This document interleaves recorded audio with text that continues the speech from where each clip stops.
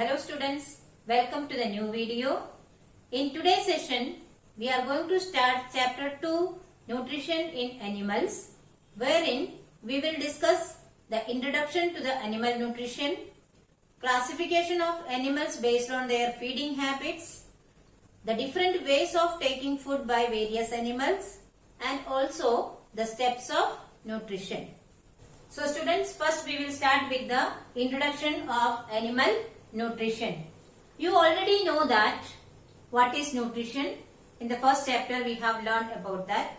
Nutrition is the process of taking in food and utilizing it for the body functions. In case of animals also, the food is needed for their growth, repairing and functioning of the body. All animals depend on plants for food directly or indirectly. That means all animals are heterotrophs and they follow the heterotrophic mode of nutrition. Animal nutrition includes nutrient requirement, mode of taking in food and also utilization of the body. Students, you know that food contains various components. These components are very essential for our body and are known as nutrients. Which are the nutrients present in the food? Food consists of carbohydrates, proteins, vitamins, minerals, fats and also dietary fiber. The functions of all these nutrients we will study in detail in the next topic. The next topic we are going to study is classification of animals. This classification is based on their food habits, that is their feeding habits. Based on the feeding habits, the animals are mainly classified into 4 groups. They are herbivores, carnivores, omnivores and scavengers. Children, if you look around the animals, we can see that some of the animals eat only plants. If you look into the food habit of a cow, buffalo, goat, etc., we can see that they eat only plants and plant products. So such animals which eat only plants are known as herbivores.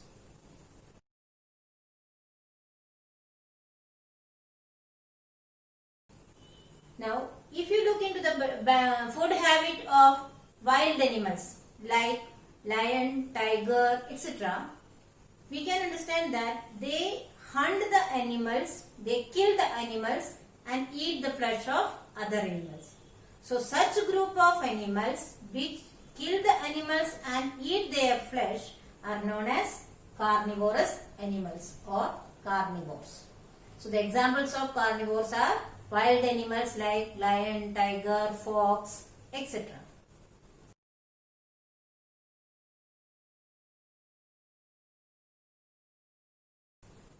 Now, what about human beings?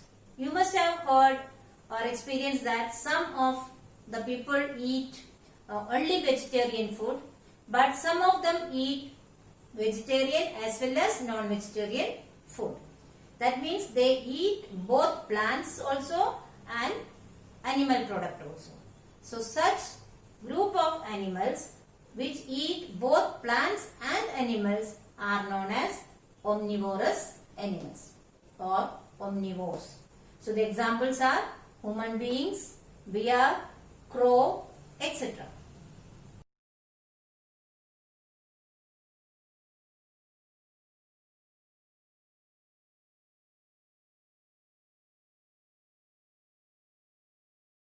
Now, there are another group of animals which eat only the dead plants and the animals. Such animals are known as scavengers. Examples of scavengers are vulture, hyena and even the decomposing bacteria and fungi are coming under the group of scavengers.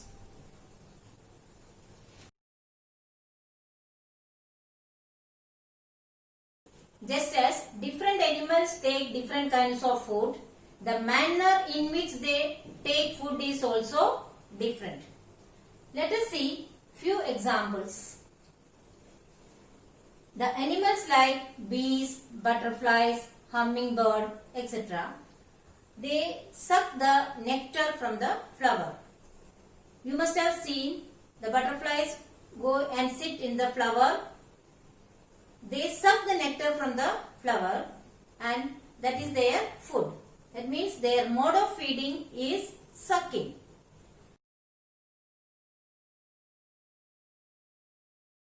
And if you take the other example like snake, have you ever observed a snake? You can see that the snake take the food, the small animal as a whole and swallow that food. And the digestion takes place inside their body. So the mode of feeding is swallowing. Another example like birds. Have you seen the birds taking the food? They scratch the soil and take the food. They are doing that with the help of beak.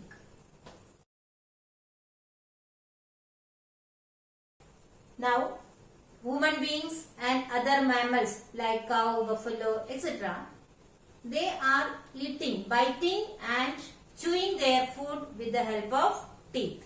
Therefore, biting and chewing with the help of teeth is their mode of taking food.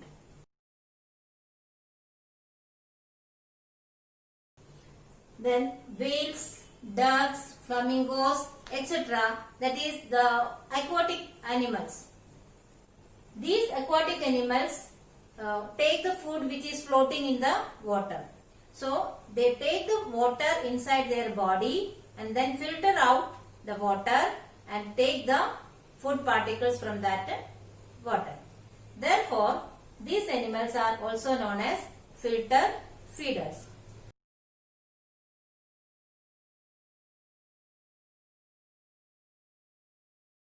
So, what does it show, children?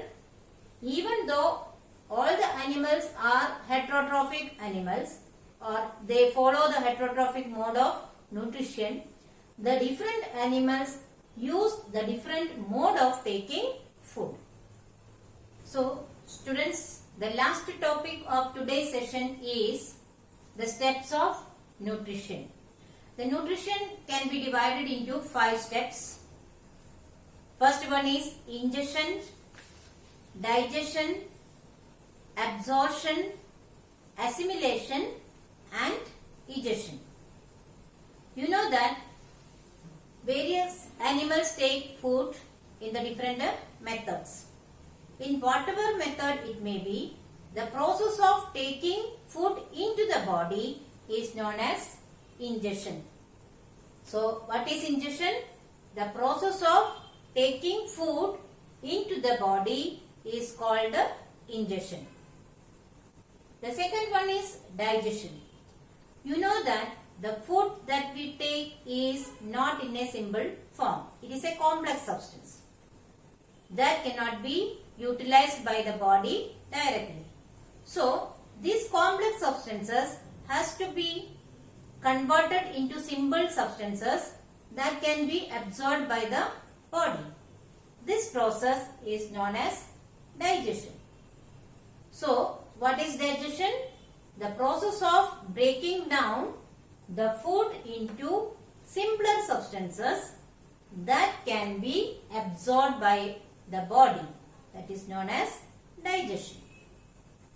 Then the third step is absorption. That is, the digested food particles has to reach into the blood and cells of the body so that it can be utilized for our body functions. This process is known as absorption. So, what is absorption? The process by which the digested food moves into the blood and cells of the body is known as absorption. The fourth step of nutrition is assimilation. You know that the food particles are absorbed by the body and that is utilized by our body for performing various life functions. So, this process is known as assimilation. So, what is assimilation? The process by which the absorbed food is used by the body for generating energy and performing the other life processes is known as assimilation. Students, during all these processes, certain waste materials are also produced. That is, all the food that we eat is not completely getting digested. So, this undigested part of the food should be removed from the body. And that process is known as egestion.